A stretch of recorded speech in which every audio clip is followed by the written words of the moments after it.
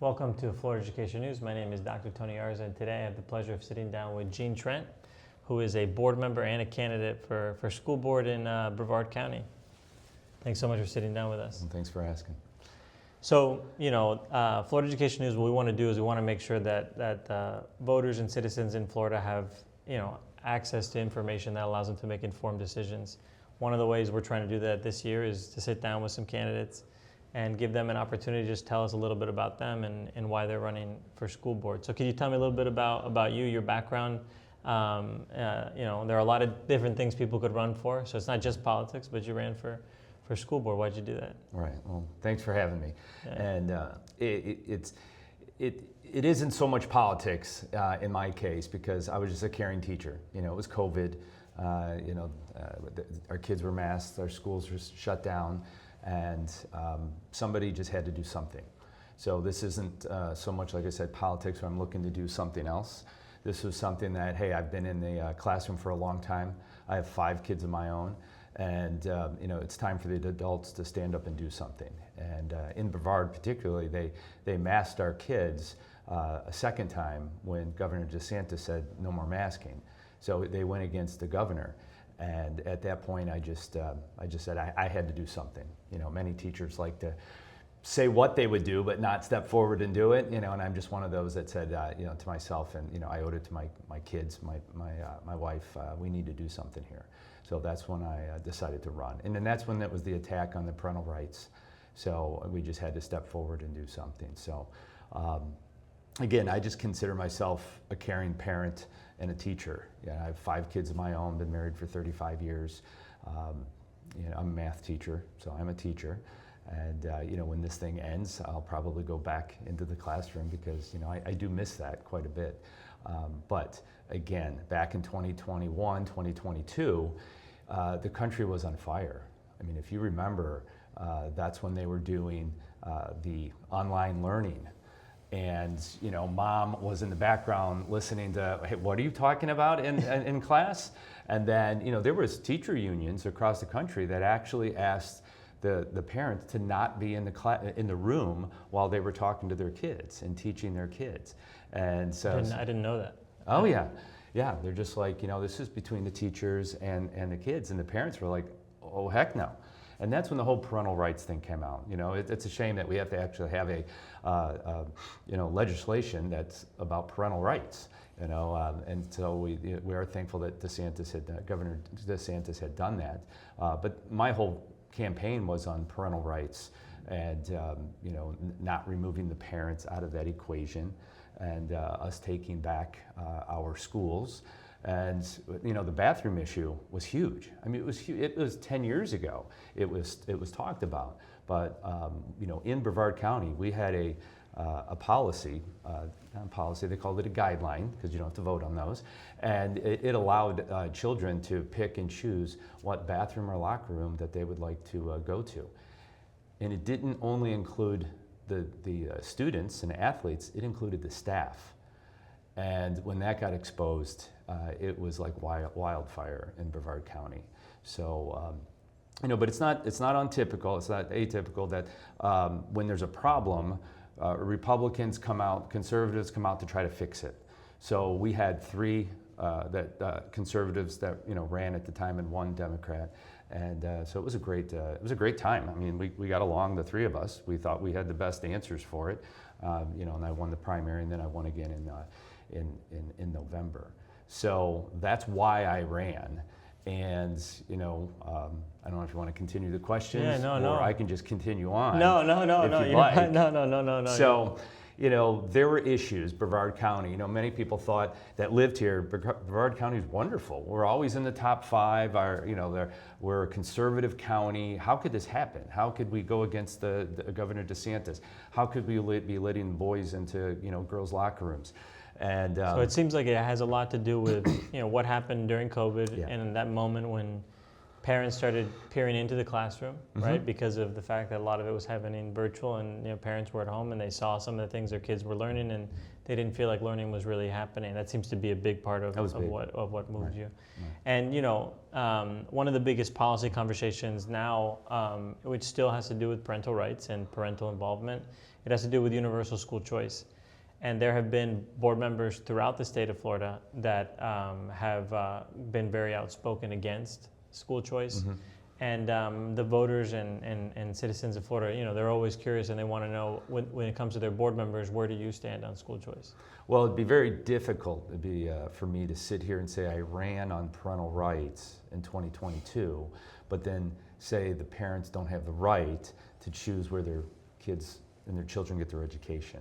So I'm all for parental choice and school choice because competition shouldn't be squashed. It makes us stronger. Who am I to tell a parent how they should educate their child? They're the ones that know them best. This is something that I did for many years when I was in the classroom. Early on when I have the parent meeting, I would sit there on the edge of my desk and I would say, look, the best teacher that a student will ever have is you, the parents, not me. I'm the facilitator of the education between the parent and the child. And if I ever get in between the two of you, I've lost my way. And unfortunately, a lot of the schools out there have lost their way. And I would say that's heavily is the teachers union. Yeah. They're the ones that want to take the parents out of the decision, and that means where they can educate their children. So we want to learn from the different options out there. I'm a big public school advocate. 5 kids, all of them through public school. I just felt that was right for myself and my family. But by no means am I going to demean their ability to pick and choose. Yeah, So yeah. if they're doing something right, well, let's copy it. Yeah. Let's make the best product out there, so then the parents have the best choices. Yeah, no, I mean it seems like a no-brainer when you put it like that. One of the big things that I know you've been very vocal on is the unions, especially in education, and you haven't shied away from those tough conversations. I was actually with the Commissioner of Education 2 weeks ago, and he also was he was talking about the fight that they've taken on against the unions, and he mentioned the stuff that happened in Lee County taking on the unions to make sure that teachers are paid more. And it's shocking that the unions would get in the way of some of that. But could you share a little bit about what has made you willing to take on that fight? Because as when you take on a fight, you make enemies. But and we all want to be very careful of the enemies we take on. But why? What made it worth taking on that enemy and really trying to take on the unions? Well, again, it would be hypocritical of me to not look back of why I ran in 2021, 2022, and looked at who was behind the shutting of the schools. The not having the teachers not go back in the classroom, and that was really from the National Teachers Union and down through the state and down to the local. That it was some push to do that. Like they were running policy for all our children. Parents had no choice in that. And when parents feel powerless, that's when people like myself needs to step up and say, well, I'll be your voice for you, in politics, if you will. So we saw that even then, and now working with the unions for the last few years. Once again, parental choice. If I'm for school choice, I should be for teacher choice. So they should have an option. If they choose to join a teachers union, let them do that. If they want to pay money to be told who to vote for and what to do and have limited support, let them do that. But there are other options out there. There's Teachers Freedom Alliance, which is a free organization.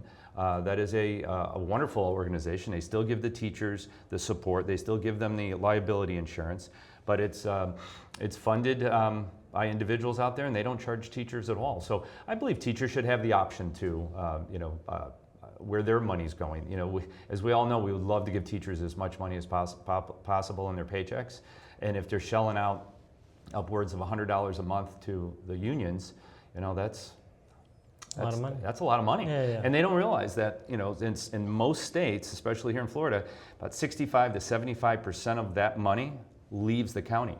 It goes to the state, it goes to the National Teachers Union. And guess what? This is for the teachers out there. When you have an issue, you call the union. Guess what the union does? They pick up the phone and they call me. Because we're the ones with the money. We're the ones that hire the people that they probably have an issue with. They're like, hey, can you fix this? And then we go and we meet with the teachers and fix it. And they're like, wow, I should have called you in the first place. And it's completely the way it should be. I don't think teachers understand the role of a school board member. We're here for support, and you don't have to pay me for me to support you. We support all 9,000 of our employees. We support the 65,000 students that we have, and we do that because that's our responsibility. Yeah, no, and I think it's an important thing to talk about. When it comes to school boards, there's also a lot of voters and constituents may not know how large the budgets are for school districts, and Brevard County is multi-billion or getting up to $1.7 billion. Okay, almost $2 billion. And how are you working to make sure those dollars are working for the community and making sure that it's stimulating the local economy and supporting the people there? Well, of course, everything is transparent. I mean, we're always out in the sunshine. We have presentation after presentation on budgets, our spending, our millage money that's coming in. So we've done a really good job on that. Our website's really detailed, but you can go, you can see where every penny is spent. When I'm out there door knocking and talking to voters, what I like to talk about on the budget is that we're smart with your money. One example, we're in our second school that we've built with zero debt. We took no money out. We've not taken a penny of a loan since I've been on the school board. Wow. So, we're not only taking care of your children, we're taking care of your tax dollars, and it's going to be spent wisely. We came out a couple, maybe about 6-8 months ago, and said that we're instituting about a 7% cut in staff. That didn't mean teachers. We're actually going to look at our, inside at district, and we're going to look at, each of our departments and just say, hey, if there's a retirement, let's pause and let's see what we can do with that position. We've been siloed in a lot of our areas at district. Maybe we can job share. And just through retirements, resignations, and that job sharing, we're going to take care of about that 7% right there. We're not actually going to cut any jobs. So that's been really nice. No, and you've talked about a lot of the work that you've done as a board member, yeah. And obviously you're running for re-election. And so, if you look at the future and you look at all the great things that you've shared that you believe you've done, what's left to do? What are the priorities looking forward? What do you want the constituents in Florida to know about what's forward? Well, I think this is where the voters have the advantage here because there's an incumbent involved. Back in 2022, there was an incumbent. So we could just talk about what we wanted to do.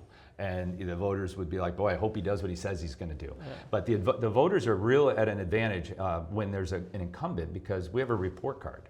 I have on one of my mailers, it says promises made, promises kept, because here's the situation. Here's what I do know. Brevard was a B district when I was elected. At that time, it was 5 years, a B district.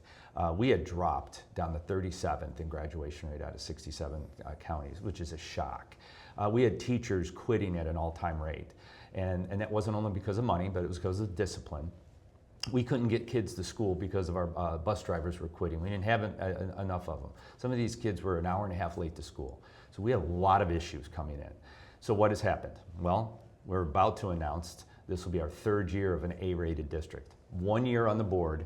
It's not all my credit. Leadership matters. We flipped the board, so it was a conservative-leaning board.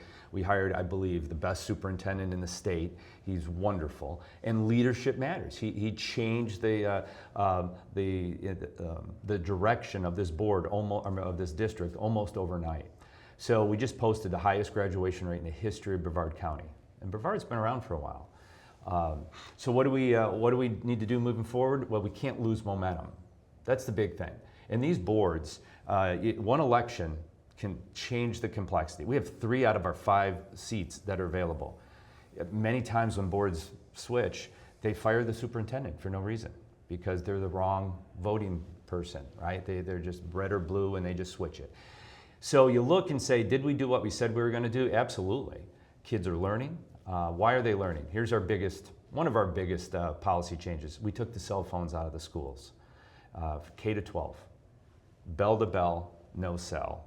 What happens, we take them out and student achievement goes up. They can't take them out during the hallways, they can't take them out during lunch, and that is not a red or blue issue. That's a 95-5 issue, and the parents love it, the teachers love it, the principals love it. My first graduation I was at this a couple weeks ago, the first valedictorian gave her speech, and I was really concerned because she started it off like, it's going to be a wonderful senior year, but then we found out we had no cell phones. Well, and then she went on and how wonderful of a year it was because everybody was present and they didn't have their phone down in their head down in their phone. And she thanked the board that they actually played games at lunch. They played card games. They played board games. And I mean, I was like a proud dad. No, yeah. Because that's a risk. You know, the state statute now is K-8 for cell phones. Can't have them. So the state was asking for some high schools to kind of pilot a 9-12. And you know, in Brevard, we do things pretty quickly. We said we're not piloting it. We're just doing K-12, and we banned You went the cell all phone. in. We went all That's in. why you guys are going to space in Brevard County. we're rockets launched, so we're not afraid to do the right thing. So it's good to have a board that feels that way, and a superintendent that agrees with us most of the time. Well, look, it's been a pleasure to sit down with you, and good luck on your election, and look forward to talking with you again. Awesome. Thank you so much. Thanks so much, all right?